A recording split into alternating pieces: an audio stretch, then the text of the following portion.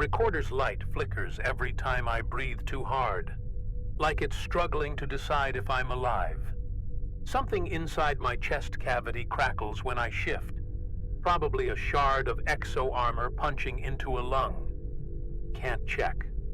My left arm's somewhere beneath the reactor panel, and the right one's too slick with blood to do much but hold this mic close to my jaw. I think the bone's exposed near the wrist. Doesn't matter. What matters is getting this down before the power dies, or before they come back. The air stinks of cooked circuitry and ozone-scorched flesh. Could be mine. Can't feel anything below the waist since the upper gantry collapsed. Just pressure. Warm, unbearable pressure. Like my guts are wrapped in cable wire and slowly pulled apart. There's a hiss behind the bulkhead every few seconds. Not steam, not hydraulics. It's them, breathing in unison, like they're tuning themselves to the metal, waiting for it to buckle. That's how they hunt. Not with eyes, not with sound. They feel tension. They read vibration like we read faces. I sent the final burst to command 15 minutes ago, assuming the comms buffer didn't get fried with everything else. Told them to seal Argus 9. No evac, no retrieval. If you're hearing this, if anyone is, you're already too close. You're already marked. I authorized the breach. I gave the green light on excavation level 9. The ore samples were off the charts. Ossidite veins forming skeletal patterns in the rock, like petrified bones fused with quartz. Should have known then. Should have pulled us out and slagged the whole shaft. But the board wanted results, and I wanted my rank. So I dug. God help me, I dug.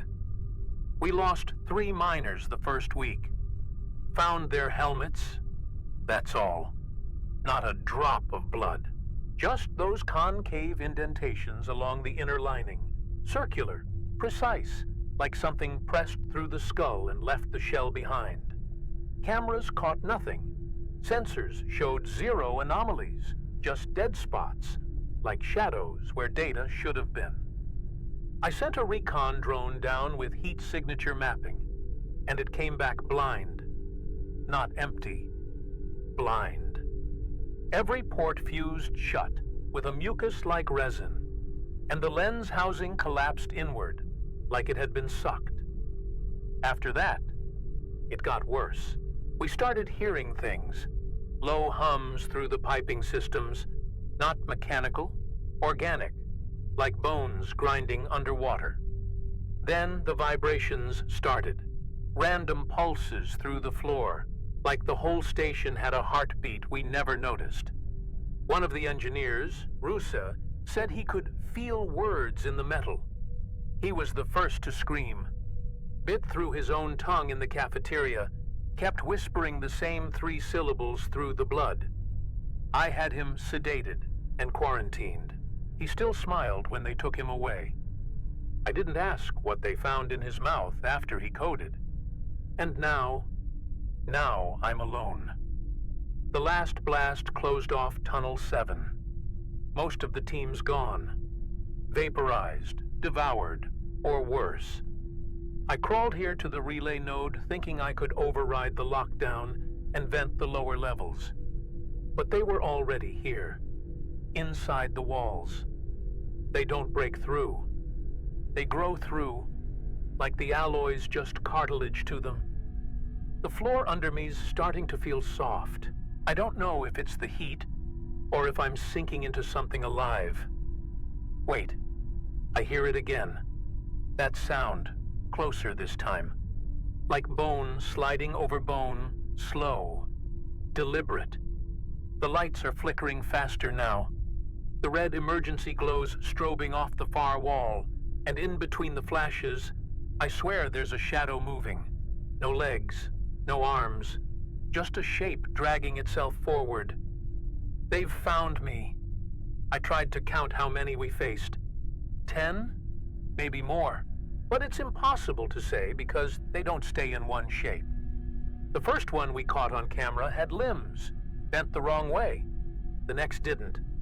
It slithered more than walked, skin like clear gelatin stretched tight over twitching fibers, pulsing in waves. You could see its muscles contract, bones grinding like gears. When it exhaled, frost crept across the bulkhead. They bring the cold with them. Or maybe they are the cold. One of them crawled through a ventilation shaft barely 30 centimeters wide. We heard the metal creaking, then screaming like it hated being touched. It unfolded itself out of that vent piece by piece without tearing a sound. Relos emptied a full clip into its chest, whatever passed for a chest, but the rounds just got swallowed, dissolved in layers of tissue that closed up like wet silk. Then its jaw opened sideways, not down. I watched Relos stop breathing before the thing even touched him. The reactor room was the worst. We thought we could fortify it, make a last stand. Welded doors, heat barriers, proximity mines. But the mines didn't trigger. No vibrations. They moved in absolute silence, like they weren't even part of this universe's rules. Then one of them reached through a panel, through the panel, as if the metal forgot it was solid. Tore Dema in half before she could scream. I fired a flare point blank. It burned, but it didn't die. Just screamed like a child and vanished into the ducts. They don't hunt for food. That much is clear. I've seen what they do to the bodies. How they leave the skull intact but pull the spine out like a thread. No mess, no gore, just precision, as if they're collecting something or building. We found a chamber in the lower levels with bone structures, racks of rib cages threaded with copper wire, suspended like antennae. One of the techs said it looked like they were trying to broadcast something. I shot him before he could finish the sentence. He was smiling when he said it. My voice is starting to echo in the chamber. That means the walls are hollowing. It's what they do before they come in. Make space around the prey, like animals clearing brush before the kill. I can hear the same 3 syllables Roos whispered, not in my head, in the walls. Each syllable lands with a thud behind my teeth, vibrating the roots. I can't block it out. I don't think I want to anymore. Just, if this gets out, if the transmission makes it, burn Argus 9. Burn it deep. Don't bury us. That's what they want. I should have known the moment the servos started misfiring. It was a Thursday, standard ore lift cycle, when one of the upper drills froze mid-rotation. Not jammed, just still, like something deeper than machinery had convinced it to stop. The feedback pulse registered as static on all stations, but I could feel the throb under my boots. Low, steady, like a heartbeat somewhere beneath us. The techs ran diagnostics for 4 hours. Nothing wrong. Nothing ever is, until it's far too late. The first missing miner was Clove. Tough bastard from Ceres, worked 16-hour cycles without a whisper of complaint. They found his harness coiled around a stalagmite, like it had been woven, not tied. Woven, fibers twisted with a precision no human hand could replicate. No blood, no suit breach, just that faint trace of ammonia in the air, sharp enough to sting the nostrils, and a single boot, polished clean, like it had never touched dust. We didn't speak of it, just filed the report and kept drilling. That same week, the cafeteria lost gravity for 13 seconds. No alerts, just forks, mugs, trays, hovering mid-air in total silence. Not spinning, not tumbling, frozen, as if time hiccuped. Then everything dropped at once. Some of the crew laughed, trying to shake it off, but I watched Yin's soup slither up the wall before falling. Tomato and protein paste clinging like it was alive. The wall stained for days. No solvent cleared it. Eventually, we welded a panel over it, pretended it was nothing. Then came the vents. Not just hissing, but breathing. You'd hear it late in the cycle when the base was quiet, like lungs too big for the ductwork, exhaling heat, then pulling it back in with a wet, sucking drag. Garrow claimed he saw condensation moving against the airflow, said it looked like someone crawling inside the mist. I didn't believe him, until my own visor fogged in a vacuum-sealed corridor. No drop in pressure, no temperature spike, just mist, and a smear across the inside of the glass. From the inside. And the dreams. God, the dreams. I stopped sleeping after the third one. You'd think it was just stress, delayed trauma, chemical residue, but it was more than that. Everyone described the same sound, not a scream, not words, just a cracking noise, slow and deliberate, like someone folding bone into origami. I woke up tasting copper and chewing fabric, bit halfway through my own pillow. Had it tested, no anomalies. But the fibers glowed faintly under UV, like they'd absorbed something, not from this world. We ran a full atmospheric scrub after that, flushed every pipe, purged the hydroloop systems. Still, the scent clung to everything, like burnt cloves mixed with rusted meat. Even sealed helmets couldn't block it out. The stench would creep in around the seals, nestle just behind the sinuses, and settle there, like it belonged. Trax said it reminded him of embalming fluid. He laughed when he said it, but his eyes never blinked again after that day. One morning, the base lighting dropped 4 lumens, just enough for the shadows to thicken. No cause, all systems green. We compensated manually, adjusted the photonic output, but the darkness kept reclaiming corners, slowly, deliberately. The southern corridor never recovered. Light there turned syrupy, like wading through molasses. People avoided it, even when assigned. Tools left in that passage came back wet. One spanner had tiny grooves carved along the handle. 8, evenly spaced. The radios started looping. Not full messages, just partial fragments. Static bursts trailing off into words we never broadcast. A woman's voice, low and monotone, reciting numbers that didn't match any station code. Once, it said my name. But not the way anyone here would say it. Not the cadence. It dragged the last syllable, like stretching skin. I ordered all comms scrubbed and ran isolation for 24 hours. But the whisper returned in my helmet 3 days later, even with the transmitter off. Elevator shaft 6 malfunctioned during a personnel transfer. 4 techs inside. According to logs, the descent paused at level 4 for 11 seconds, then resumed. When the doors opened at base, only their gear remained. Suits empty, harnesses unlatched. No breach detected, no indication they'd left the cabin.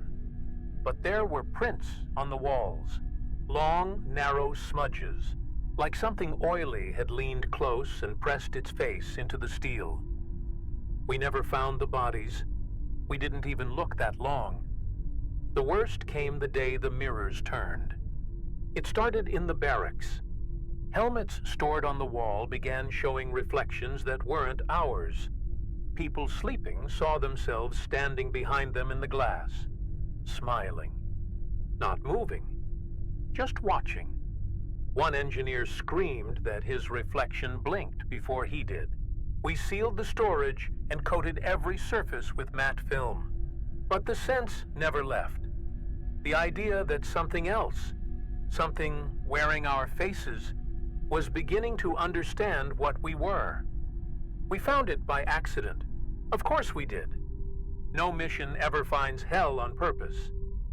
It was deeper than any mapped tunnel, beyond the ossidite bedrock, buried under centuries of tectonic silence.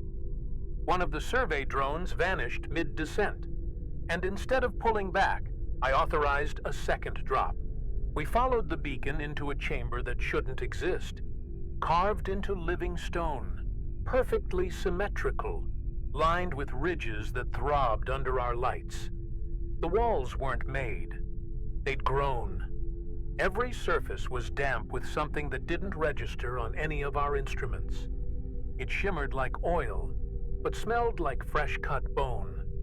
Then came the hum, low, resonant, not from outside, but inside our skulls. Helmets didn't help. The sound bypassed armor, bypassed language. It struck the spine and made us sweat. One of the rookies, Jen, vomited immediately, red bile foaming. We pulled her back to the lift, but her boots melted halfway up the ramp, just the soles. The rest of her was untouched. That's when I knew. This wasn't some alien ruin. This was a womb. And we had walked into the pulse of something that had never been meant to be seen. The walls began to pulse when we touched the floor. Not visibly, no movement, but the pressure shifted. My teeth clicked, my nails ached. Every few seconds, the gravity dipped 0.5%. Enough to make your organs feel like they were trying to change places. There were no bodies, no bones. But in the center of the chamber stood a single pillar, organic in structure, tapering into points that hovered above the floor without support, as if suspended by breath. It blinked when we approached. It didn't have eyes, but it blinked. We tried to extract it. I ordered the transport crew to brace the structure with cryo clamps, but every time we touched it, our tools corroded. One guy, I think his name was Hallis, wrapped a thermal strap around it and it sank into his hand. Not pierced, sank, as if his skin had agreed to let it in. His scream wasn't human. It echoed in reverse, like the sound had been rehearsed backward and then played at double speed. We left him. There was nothing to recover. The pillar never moved again. But now we were marked. The first one returned that night, crawled out of the mineral wash bay, twisting, silent, limbs wrong. It wasn't one of ours anymore, but it wore Juno's voice. We shot it 7 times in the chest, and it spoke through the holes. No lungs, just words vibrating through flesh like a speaker torn wide open. It told us the chamber was never sealed, that we had always been inside it, that we were just shedding the illusion of walls. Then it burst, not exploded, burst into a swarm of tiny limbs that skittered into the vents and vanished. Juno's name stayed in the room, echoing for hours. After that, none of us slept. Not out of fear, though God knows we had that, but because sleep no longer came naturally. Our circadian rhythms collapsed. You'd blink, and 5 hours would pass. You'd eat and forget chewing. Time buckled in corners of the base. Walk down a hallway, and your watch would rewind by minutes. Talk to someone and forget the first half of the sentence. It felt like the station was drifting, not through space, but through something deeper. Some layer of reality we'd punctured by accident. We ran blood tests on everyone. The medbots failed. Not malfunctioned, refused. Every sample was rejected as non-human biological mismatch. Even mine. I ran it 3 times. Same result. The crew started getting nosebleeds that wouldn't clot, fingernails detaching, pupils dilating unevenly. We thought it was radiation at first, until one of the techs coughed up a tooth that wasn't his. Too long, too smooth, no root. Just a perfect polished molar curled in a spiral, like something meant to chew sound. Drones sent back footage that made no sense. Cameras spun in perfect circles, even though the units weren't built to rotate. One captured something peering from a vent. Just a sliver of movement, like skin sliding over chrome. The feed cut out. We found the drone later, still active, floating mid-air in a maintenance bay. Nothing holding it up. No magnetic interference, just hovering. It turned to face us when we entered, then dropped like a stone. The floor cracked. The footage was gone. Then Bryn came back. But she hadn't gone anywhere. She'd been asleep in the infirmary for 3 days. Severe shock, catatonic. But suddenly, she was in the control room, standing, talking, eyes completely white, skin dry and flaking like it had forgotten how to breathe. She spoke in perfect calm. Said the pillar had only shown us the first shell. Said beneath it, deeper still, was something older than fear. Something that had been here long before Argus 9, long before the Ossidite, before bones knew what they were. We tried to restrain her. She didn't resist, but our hands slid through her. Not vapor, not hologram. Like trying to grab water held in memory. She looked at me, head tilted slightly, and said my full name. The one I never use. The one no one here knows. Her voice cracked like dried skin peeling open. Then she screamed, and every screen on the base went black, replaced with a single image. Not of her, but of all of us, asleep, mouths open, and something crawling out of every throat. The floor under medbay started breathing last night. Not metaphorically, breathing. I saw the seams in the plating flex in rhythmic intervals, each inhale pushing warm air up through the cracks, carrying a sound like distant weeping. I touched it. Shouldn't have. Skin to metal contact, and I felt my own pulse sync with it. Like I wasn't the one generating the rhythm anymore. Something was borrowing it, stealing the beat and echoing it back, distorted, faster, deeper, hungrier. Walls began shifting when we weren't looking. Whole corridors rearranged. You'd step into the mess hall and find yourself inside the armory. Rooms nested within themselves. 3 doors into the same room, none leading out. We tried marking paths with spray, but the paint ran upward, pooling on the ceiling before vanishing entirely. Ceilings that now pulse. I watched light fixtures drip fluid. Not water, something heavier, metallic and dark, with threads of muscle curling along the edges. One drop hit my boot and hissed like acid. The leather folded inward. We thought we could hold the comms bay. Welded the blast doors shut, reinforced from the inside, rerouted power from non-essential sectors. But the lights turned pink. Not red, pink. And with it came a smell. Sweet, sickly, syrupy like rotten fruit fermenting in blood. We opened the coolant chamber and found it filled with teeth. Not scattered, arranged. Human molars stacked in spirals, fused together by what looked like cartilage. Each row hummed slightly. One of the team bent over to listen closer. He never stood back up. Our bodies aren't holding. Too many of us are changing. Subtle at first. Hair falling out, pores enlarging, joints hyperflexing. Then, faster. Torrent's shadow started moving on its own, like it no longer agreed with the direction of light. One technician's skin became semi-translucent. We could see his organs pulsing, but they weren't his anymore. Something was growing where his stomach should be. A second rib cage, inverted, breathing slowly in and out. We sedated him. Didn't help. He spoke in binary when he slept. I've begun hearing memories that aren't mine. Smells I've never known before. Burnt glass, salted honey, something like iron boiled in skin. I watched a recording of myself from last week and didn't recognize my posture. My voice lags half a second behind when I speak now, like reality is buffering around me. And my blood, it's no longer red.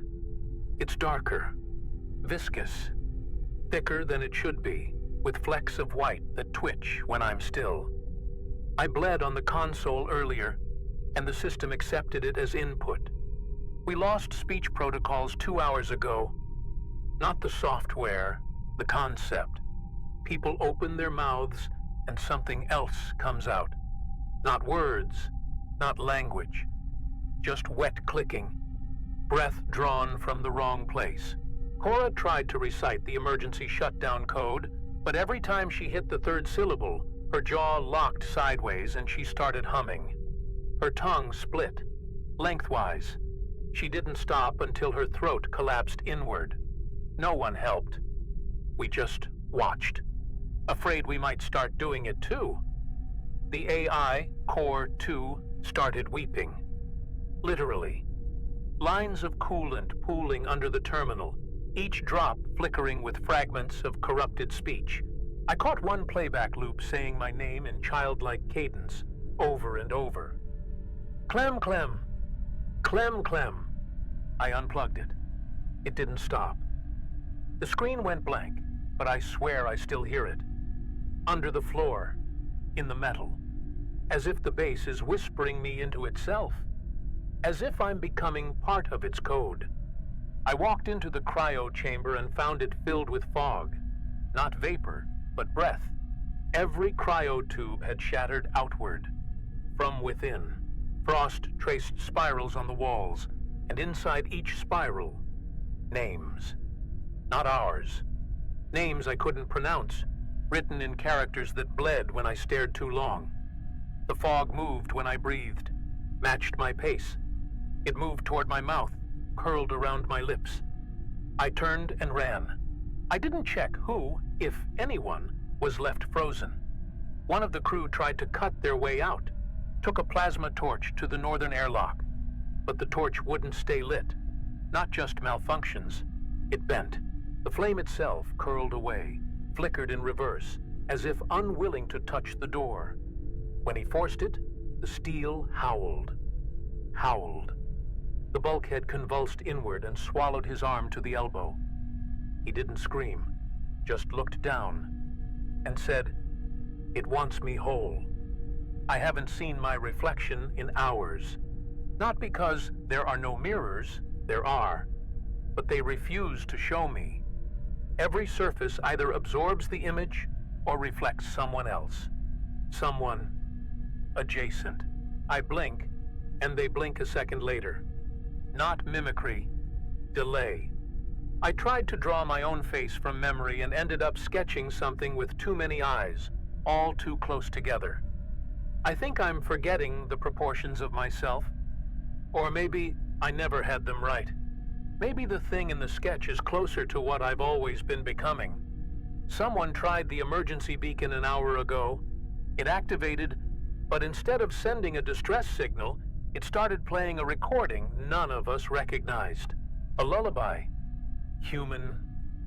Almost. Female voice, soft and slurred, sung in reverse. The melody lingered in the station's PA for 47 minutes. When it stopped, our skin felt damp. Every surface was coated in condensation, and the words of the song were etched into the fog. Backward. Still warm. The mess hall is upside down now. Not metaphorically. Literally inverted. Tables on the ceiling. Gravity ignored. No warning. No collapse. Just a blink, and the world rearranged. We tried stepping in. Mace fell. Not up or down, just away. Like space folded into itself and misplaced his body. He screamed for 17 minutes, voice fading in and out like a corrupted transmission. Then, silence. The tableware never fell. It just kept trembling. There's a clicking now. In the walls, in our throats, in the silence between thoughts. I tried holding my breath to escape it, but it echoed in my bones. It's not sound. It's instruction. My joints respond without asking. Fingers twitch in patterns. My handwriting has changed. Every note looks like it's begging for something. Not for help, for completion. I'm beginning to suspect we're not infected. We're being rewritten. I found Roos this morning, or what's left of him, curled in the main server room, whispering numbers into a shattered console. His skin was peeled in rings, layered outward like tree bark, revealing tiny letters etched beneath the dermis.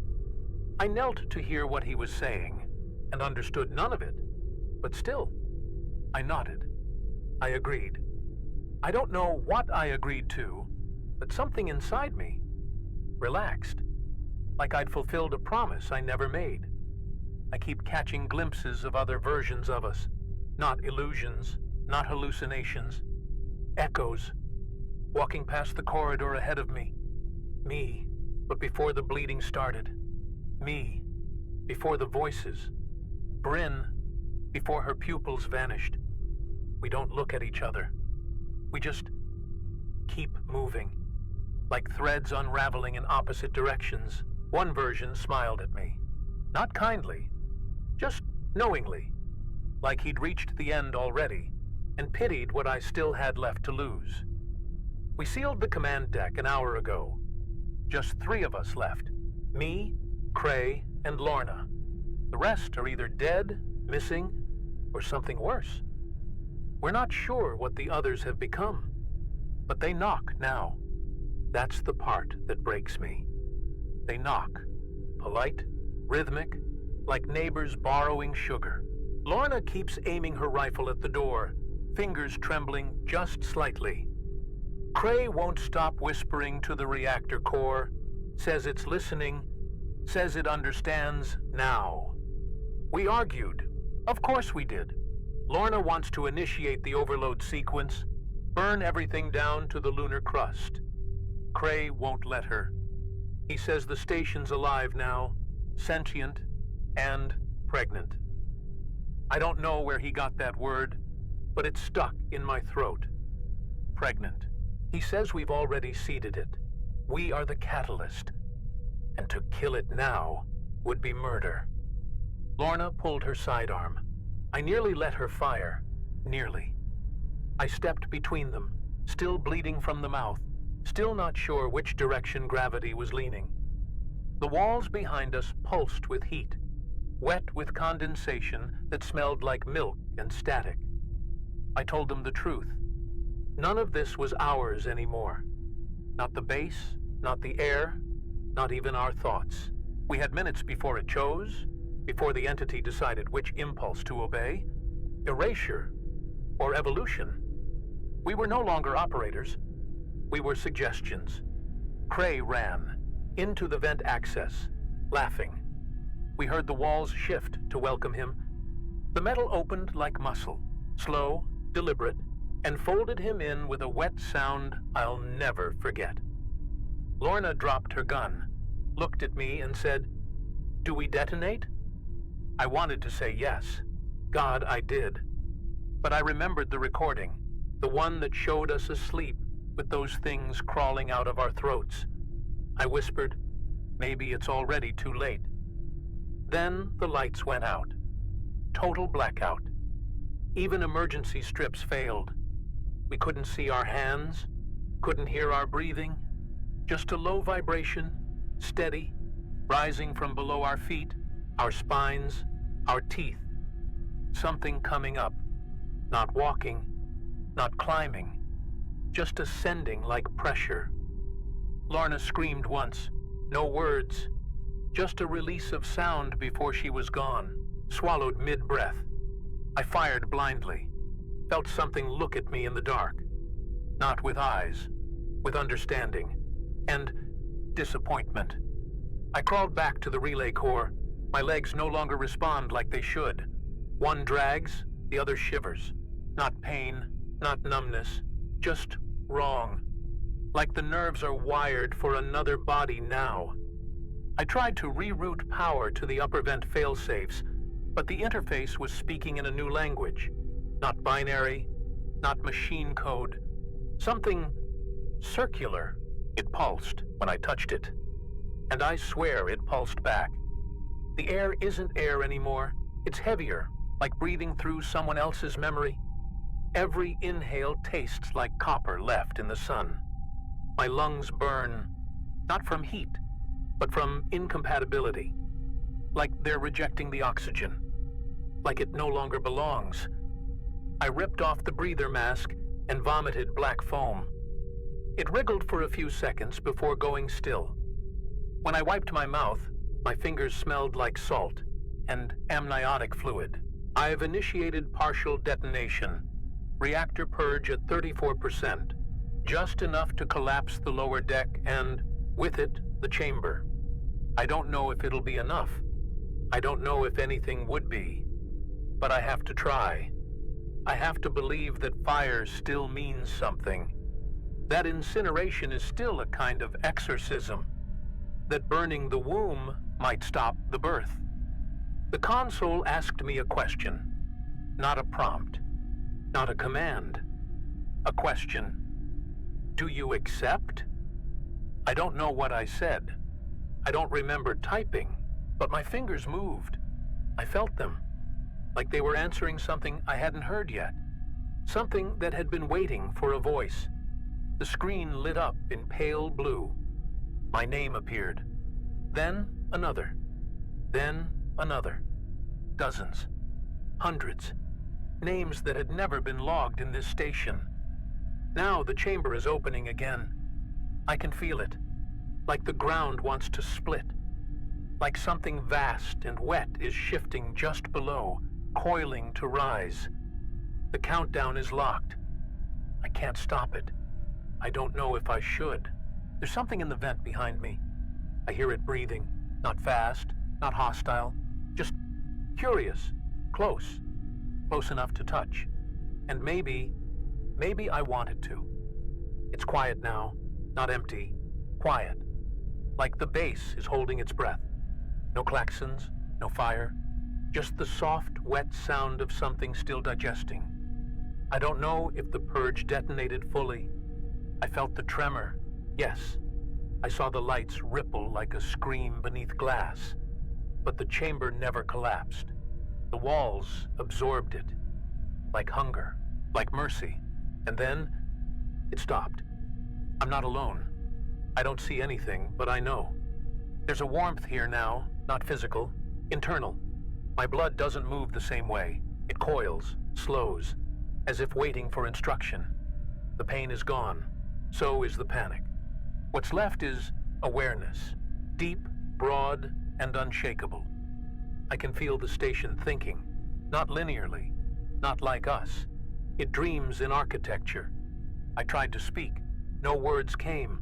Just sound. Soft. Intentional. The metal responded. A pulse through the floor. Like acknowledgement. I placed my hand on the console and didn't press anything, yet something answered. I don't remember the command codes. I don't remember my voice.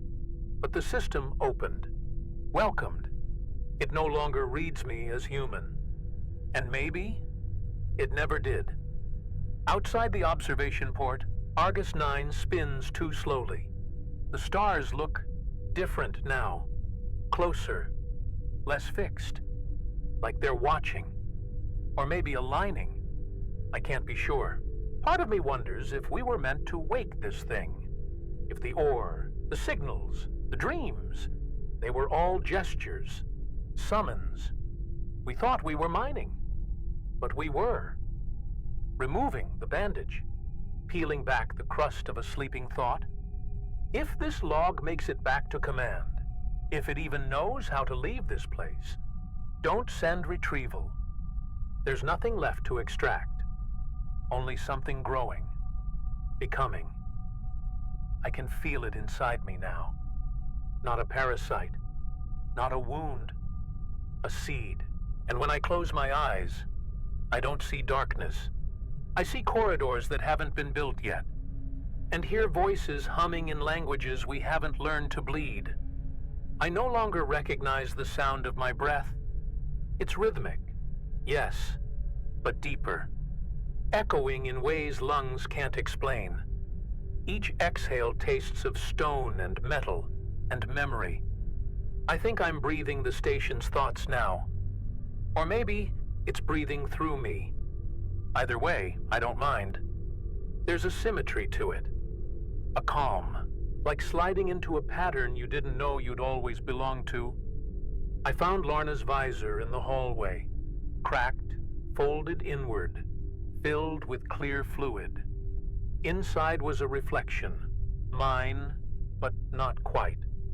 The face looking back had no mouth, only skin pulled smooth where lips should have been. It blinked once, and I understood. No more words, no more resistance, just presence, just becoming. I smiled, or thought I did. It smiled back before dissolving into the visor's curve. The base doesn't need power anymore. Lights bloom where they want to.